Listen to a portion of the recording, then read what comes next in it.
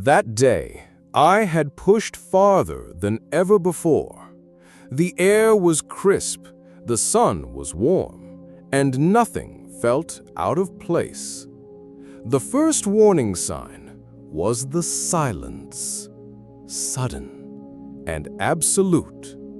The birds stopped singing, the wind died. I stood still, listening to the sound of my own heartbeat in my ears. I pulled out my compass. The needle wasn't just shaking, it was spinning wildly, a frantic, silent dance.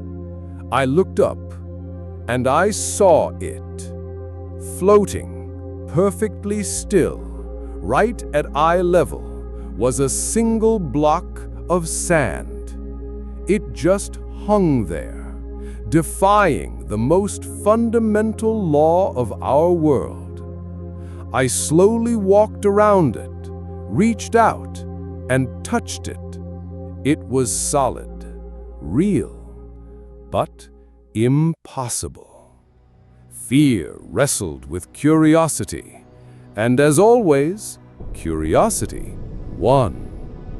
I took one step past the floating block and walked directly into madness.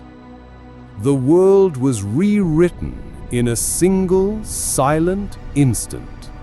The sky above, a canvas of violet and crimson, as if dawn and dusk were happening at the same time.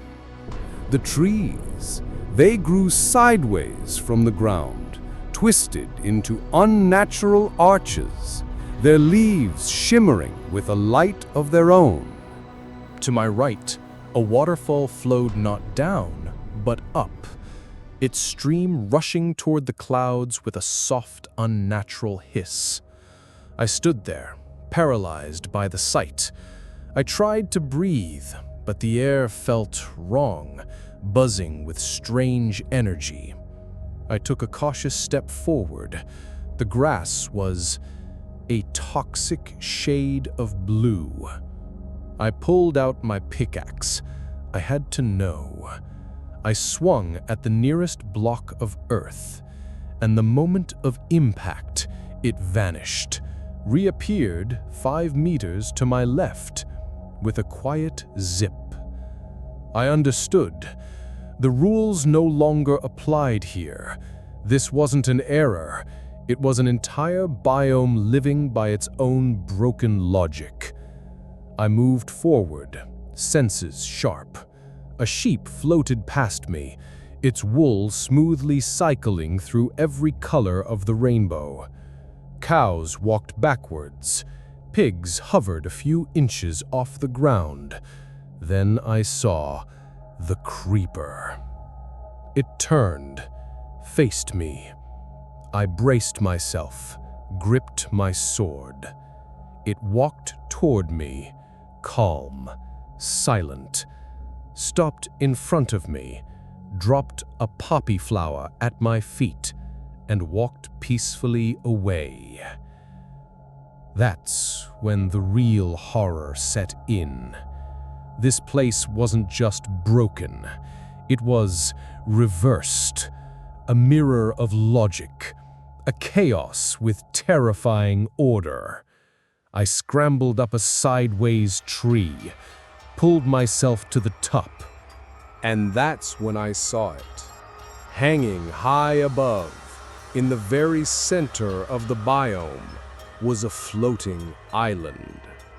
And on that island, a single colossal crystal, pulsing, rainbow-colored light bursting from within. It was the heart of the glitch, the engine of the broken world. I didn't know if touching it would fix everything or destroy it all, but I had to try. Getting there was madness. I rode waterfalls that flowed up, jumped between teleporting blocks, timing each leap to their rhythm. It was a puzzle, a test. Finally, I reached the island. The air was heavy, hard to breathe. The crystal stood before me, 10 times my height. Its hum vibrated through my bones. I raised my pickaxe, ready to destroy it, to end the error.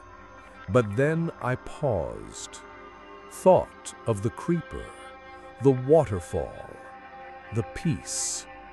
This world wasn't evil, just wrong. You don't fix wrongness with destruction. You fix it with creation. I lowered my weapon, reached into my bag, pulled out a cobblestone block, walked to the base of the crystal.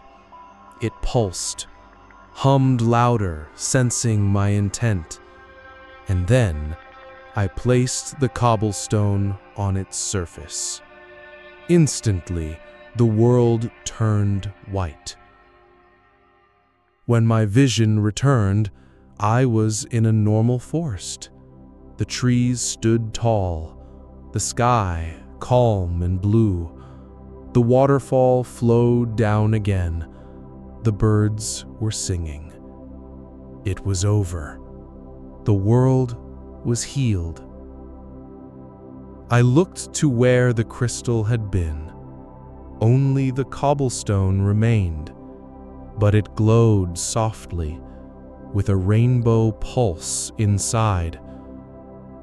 I mined the block, held it in my hand. Warm, alive. A piece of the glitch, now mine to keep. A reminder that even in a world full of rules, sometimes the most beautiful things are born from a single perfect mistake.